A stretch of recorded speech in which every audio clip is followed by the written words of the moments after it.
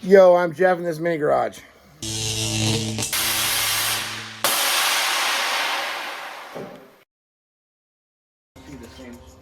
You don't see the same spot. Today on Mini Garage, we are going to chop the front frame horns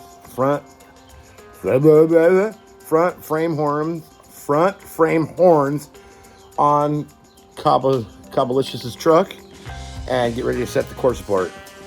With the body drop, everything else is dropped, and I don't want to hack the core support up. I'd rather cut the frame off and drop the frame 2 inches in the front and then weld it back together.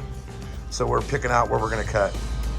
So what we're talking about is we're gonna cut it here, basically somewhere in here, and then on both sides, plate it, cut the plate width off of here, drop this down, and then weld it to the plate, and then gusset it with a, some kind of angled piece so it's finished off.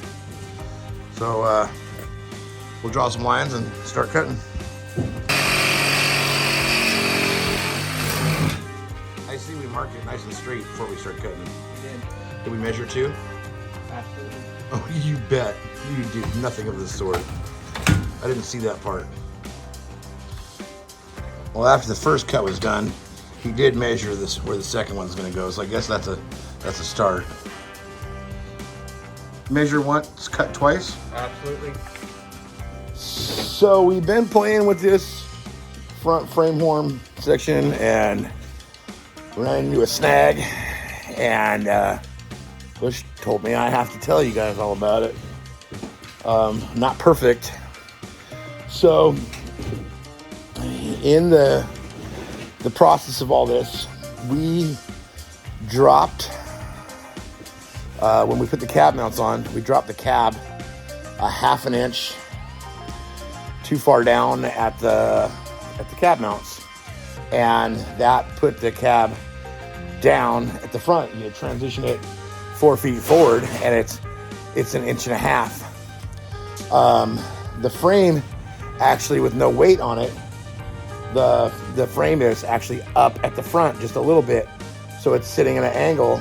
So the frame is pointing up, the cab is pointing down, and what we got when we tried to weld the frame horns in, we had them welded at the 2.5, and it actually was like 4.5 inches, 5 inches off.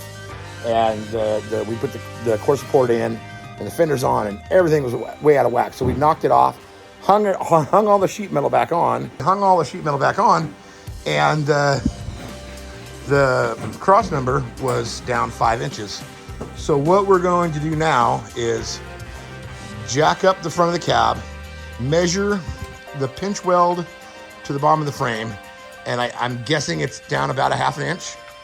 So we're gonna check those measurements, make sure the pinch weld and the bottom of the frame are flat, space the cab up, point the cab back to where it's supposed to be, and put a little bit of weight on the frame, make sure everything's flat, and we should be in that 2.5, 2 3/4 range where we need to be on the front frame horns. It's a lot of problem solving, but it's kind of a snowball effect. One thing leads to another thing, and by the time you get to the front, and all it is it's like a triangle. I mean, basically it comes up, and so the problem is real small back here, but you go to the front and it's like this. So I was stressing about it last night, and after sleeping on it and thinking and talking to a couple of different people, it was like an epiphany. Boom! Yeah, I figured it out. So I think that's what's going on. Cobb's underneath it right now, checking, and we'll go from there. So we got the cab up a little over 1/2 inch, 5/8 of an inch. And it lines up where we were yesterday, where we tacked everything into place. So that was the problem. A little figuring and a whole lot of work later. We're good, huh, Cobb? We're good.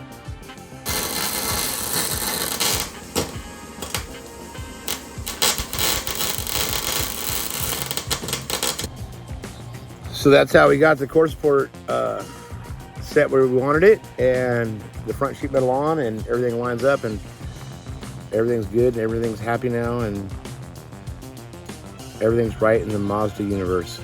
No, seriously. Live and learn and keep rolling. Lots of problem solving, and we don't know it all. Just kind of figure it out as we go. Next time, check us out as we tear something else up. Mini Garage, we out.